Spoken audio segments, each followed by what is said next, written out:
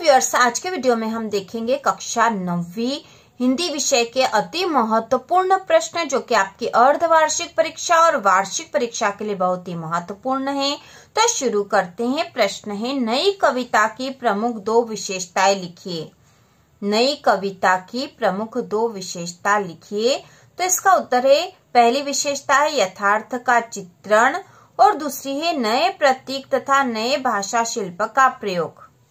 यथार्थ का चित्रण और नए प्रतीक तथा नए भाषा शिल्प का प्रयोग। इसके बाद अगला प्रश्न है, मानसरोवर से कवि का क्या आशय है। मानसरोवर से कवि का क्या आशय है। तो इसका उत्तर होगा, मानसरोवर से कवि का आशय मन रूपी पवित्र सरोवर से है जिसमें स्वच्छ विचार रूपी जल भरा है। मानसरोवर से कवि का आशय मन रूपी पवित्र सरोवर से है जिसमें स्वच्छ विचार रूपी जल भरा है। इसके बाद अगला प्रश्न है, कवि ने सच्चे प्रेमी की क्या कसौटी बताई है। कवि ने सच्चे प्रेमी की क्या कसौटी बताई है। तो इसका उत्तर है, कवि ने सच्चे प्रेमी की कसौटी बताते हुए कहा है कि सच्चा प्रेमी ईश्वर को ही अपना सब कुछ मानकर उसे पाने का प्रयास करता है।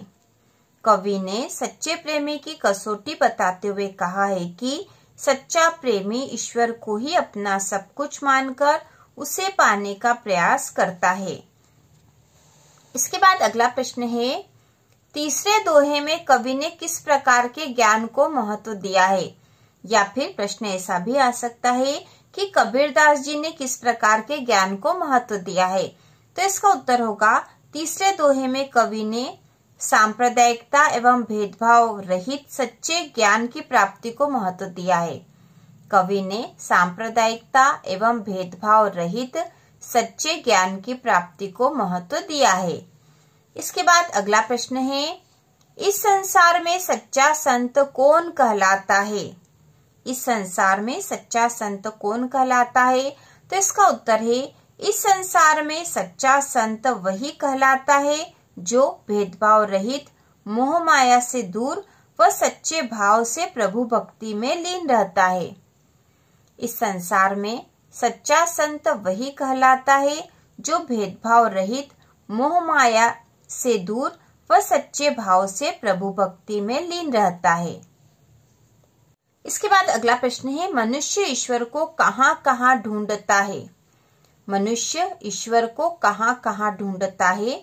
तो इसका उत्तर होगा, मनुष्य ईश्वर को मंदिर, मस्जिद, काबा तथा कैलाश में ढूंढता है।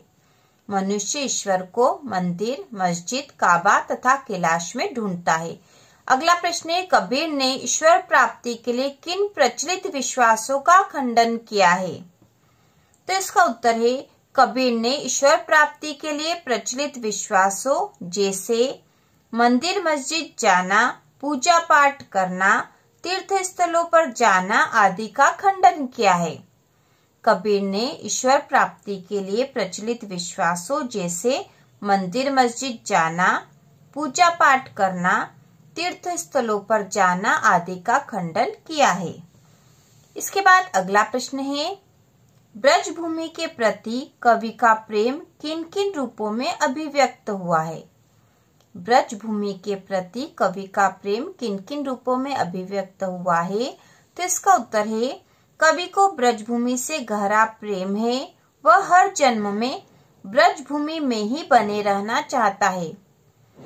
ईश्वर अगले जन्म में ग्वाला बनाए, गाय बनाए, पक्षी बनाए या पत्थर बनाए, वह हर हाल में ब्रजभूमि में रहना चाहता है। अगला प्रश्न है, कवि का ब्रज के वन, बाग और तालाब को निहारने के पीछे क्या कारण है। तो इसका उत्तर है, कवि रसखान श्री कृष्ण के अनन्य भक्त हैं। वे श्री कृष्ण और उनकी हर वस्तु से प्रेम करते हैं। श्री कृष्ण जहाँ भी रहे, जिन वस्तुओं को छुआ था, उन सभी से रसखान प्रेम करते हैं।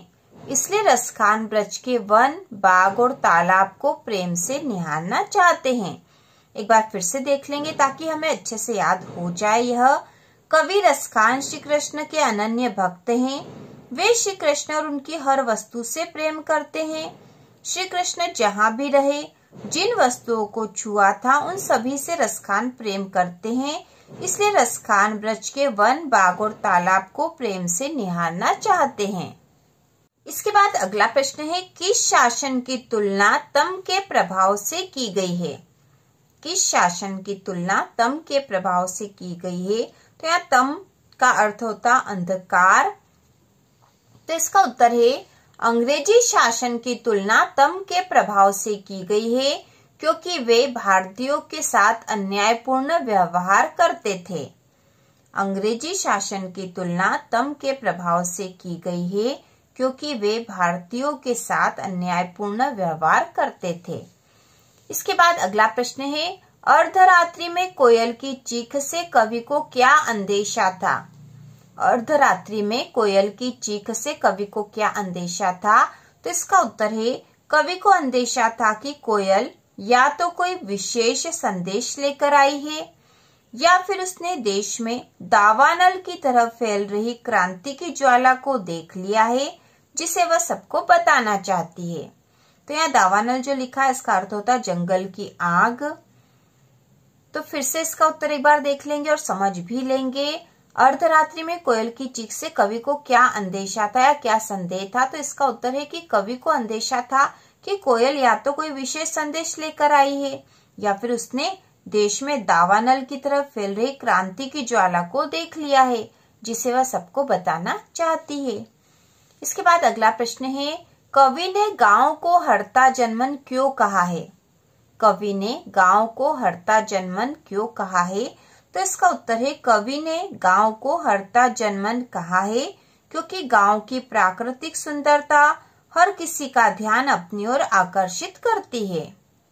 कवि ने गांव को हरता जनमन कहा है, क्योंकि गांव की प्राकृतिक सुंदरता हर किसी का ध्यान अपनी ओर आकर्षित करती है। इसके बाद अगला प्रश्न है, कवि ने हथकड़ियों को गहना क्यों कहा है?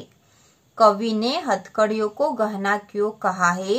तो इसका उत्तर है कवि माखनलाल चतुर्वेदी ने हथकड़ियों को गहना कहा है, क्योंकि ये हथकड़ियां उन्हें देश के स्वतंत्रता आंदोलन में भाग लेने के लिए लगाई गई है।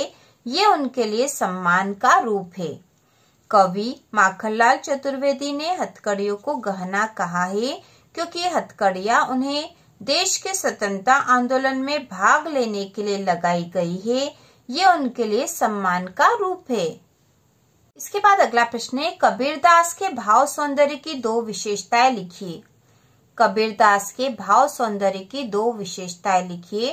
तो इसका उत्तर हम देखेंगे। पहली विशेषता है कबीर निर्गुण निराकार परमात्मा के उपासक थे, और दूसरी है कबीर समाज सुधारक कवि थे। उनकी रचनाओं में अंधविश्वासों, कुरीतियों का विरोध किया गया है।